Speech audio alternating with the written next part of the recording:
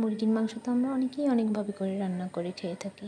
এভাবে করে একদিন রান্না করে খেয়ে দেখুন, বিশ্বাস করুন জিভে স্বাদ লেগে থাকবে। আসসালামু আলাইকুম, welcome back to my channel রান্নাঘরের জাদু। রান্নাঘরের জাদু মানে অসম্ভব মজার মজার সব সহজ রেসিপি। আমি মাংস রান্না করার জন্য শিলপাটায় কিছু মশলা বেটে নেব। দিয়ে দিলাম 4টা এলাচ আর আদা কুচি।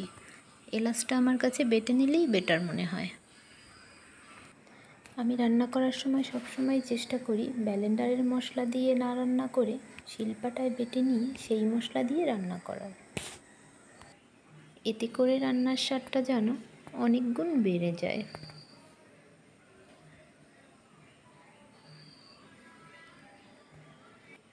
রসুনটাও আমি আদা আর এলাচির সঙ্গে একসঙ্গেই বেটে নেব। আমার মশলাটা বাটা হয়ে গেছে।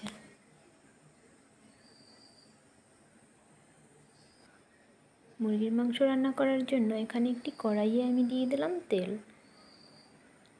আর এর ভিতর দিয়ে দেব একটা তেজপাতা, একটা লবঙ্গ আর কিছু দারচিনি।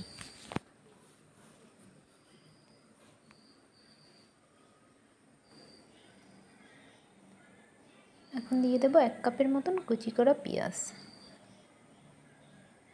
পেঁয়াজটা আমি একদম তেলে ভালো করে ভেজে নেব। পেঁয়াজটা যখন একটু নরম হয়ে আসবে তখন দিয়ে দেব আদা বাটা, রসুন বাটা আর এলাচি বাটা। আদা বাটা, রসুন বাটা পেঁয়াজের সঙ্গে আমি ভালো করে ভেজে নেব, যাতে করে আদা রসুনের গন্ধ না আসে।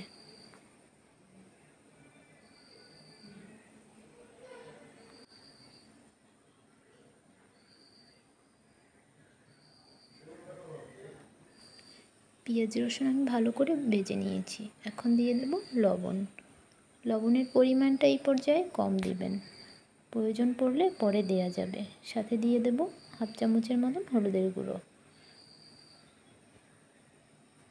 ঝালটা যে যে রকমের খান সেই অনুযায়ী মরিচের গুঁড়োটা দেবেন। দিয়ে দিলাম জিরার গুঁড়ো। ছোটো চামচের 1 চামচের মতন দিয়ে দিলাম গরম মশলার গুঁড়ো। সব কিছু ভালো করে মিশিয়ে নেব।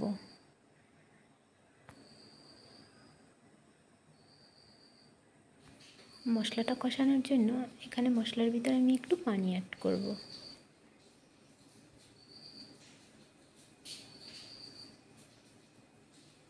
এখন মশলাটাকে আমি ভালো করে কষিয়ে নেব। মশলাটা যত ভালো কষানো হবে রান্নাটাও তত ভালো হবে।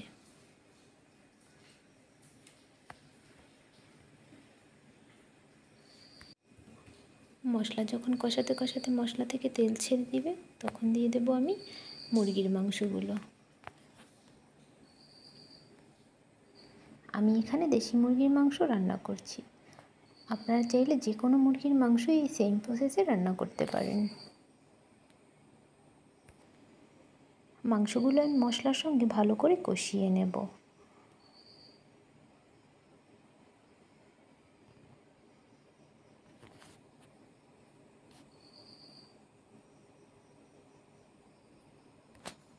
মাংসটা কষানোর সময় মাংস থেকেই অনেকটা পানি ছেড়ে দেবে।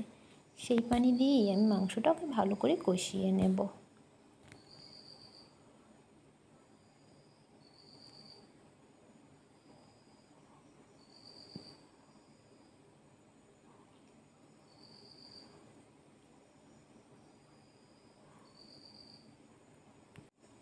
আমি একটি ঢাকনা দিয়ে ঢেকে রেখে দেব কিছুক্ষণের জন্য। ঢাকনা দেওয়ার কারণে মাংসটা থেকে অনেকটাই পানি ছেড়ে দেবে। মাংসটা থেকে অনেকটা পানি ছেড়ে দিয়েছে। এই পানিটা দিয়ে মাংসটাকে ভালো করে কষিয়ে নেব।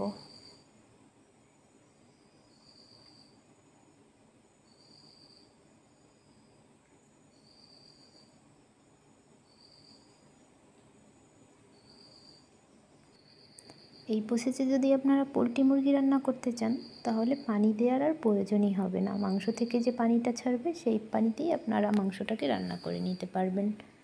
এখানে আমি দেশি মুরগির মাংস রান্না করেছি, সেই জন্য এখানে আমাকে একটু পানি অ্যাড করতে হবে। মাংসের কালারটা কত সুন্দর এসেছে, দেখে মনে হচ্ছে যেন রান্নাটা হয়ে গেছে। কিন্তু আমি এখানে দেশি মুরগির মাংস রান্না করছি, সেজন্য এখানে পানি দিয়ে আমাকে মাংসটাকে সেদ্ধ করে নিতে হবে। দেশি মুরগির মাংস একটু এমনিতেই শক্ত।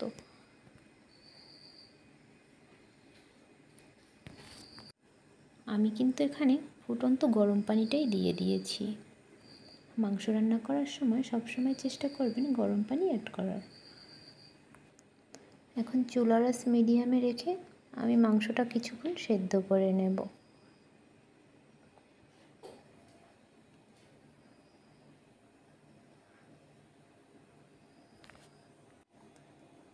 মাংসের ঝোলটা অনেকটাই টেনে এসেছে।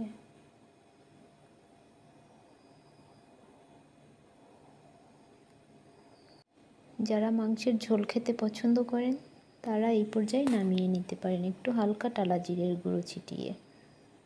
আমি আরেকটু মাংসটার ঝোলটাকে টানিয়ে নেব। দিয়ে দিলাম একটু টালা জিরের গুঁড়ো।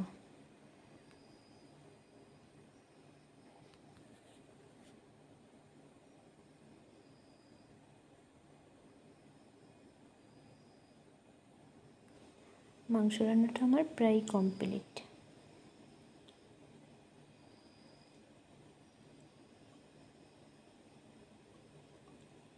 চুলাটা বন্ধ করে এখন আমি মাংসটাকে নামিয়ে নেব।